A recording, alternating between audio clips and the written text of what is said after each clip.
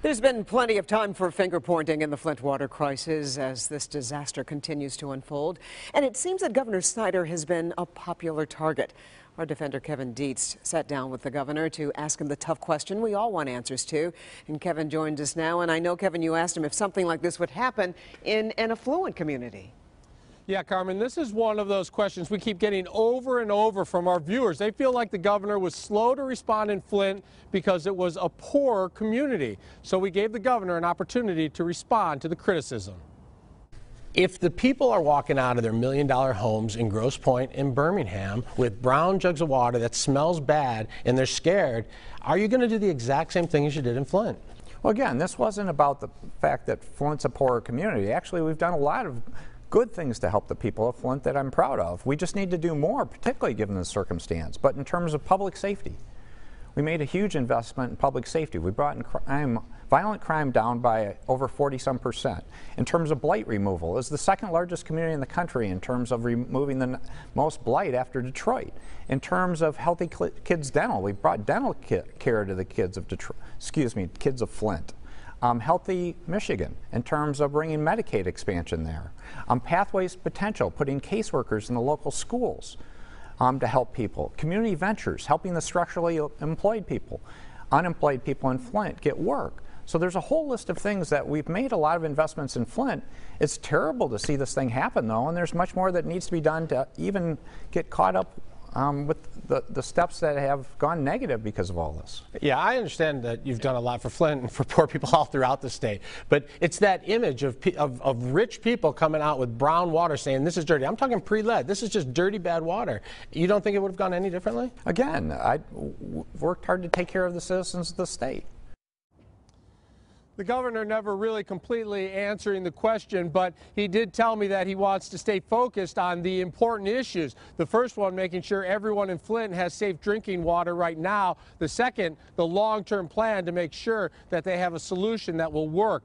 No timetable on when he will actually have a plan that he can start putting in place. Kevin Dietz, Defenders. Now, Kevin, I guess the other question would be, why didn't he revert from Flint water back to Detroit water immediately when he learned that the water was brown and smelled bad back in October of 2014? Yeah, people were screaming for them to switch back to the Detroit water, and the governor said he trusted his water experts when they told him that if they spent about $1 million, they could correct the problem by treating it to get rid of that brown color and the bad smell. That obviously did not work. Eventually, in October, several months later, they finally switched back to the Detroit source. Yeah. All right, our Kevin Dietz reporting for us live. You sat down with Governor Snyder. He's been putting a lot of the blame on officials with the DEQ, but it's important to remember the governor himself put people in those positions of power, correct? That's right, and viewers have been asking questions for us to ask the governor, and they want to know why it took so long for anyone to get suspended or fired from the DEQ, if that's who was at fault, and they want to know if the director, Dan Wyant, who the governor put in charge of the MDEQ, how qualified was he? So we asked the governor. What would you tell the people of Flint you're specifically sorry for?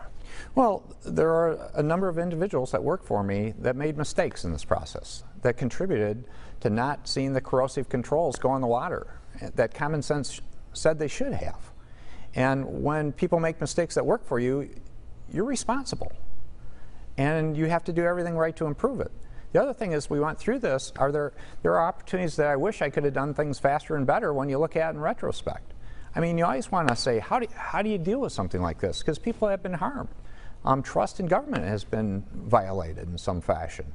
And so this is awful. And the only thing that's worse is recognizing that people of Flint have it worse than how I even feel about it. I mean, they're the ones that are having to address the issue of, not being able to just turn on their tap and use the water. The governor blames water experts at the federal EPA and the state MDEQ. We asked the governor about the now resigned DEQ director, Dan Wyant, the man Snyder put in charge. You had Dan Wyant in charge. Is he an environmental expert? Well, Dan Wyant had a strong background in a lot of fields. He'd helped us in different areas. He had experience in agriculture and natural resources in issues like this, and he'd done a lot of good things. And again, Dan found the same sort of issues in terms of not getting straight answers from people.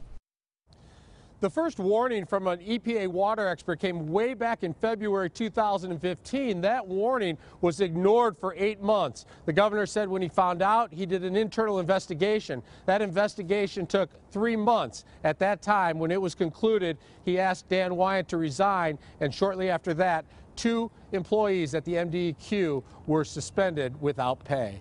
Kevin Dietz, Defenders. All right, thank you, Kevin. And for all the background on the Flint water crisis and, of course, the newest developments as they come in, just head to clickondetroit.com. You'll find videos, timelines, and much more information on Governor Snyder's involvement and the crisis.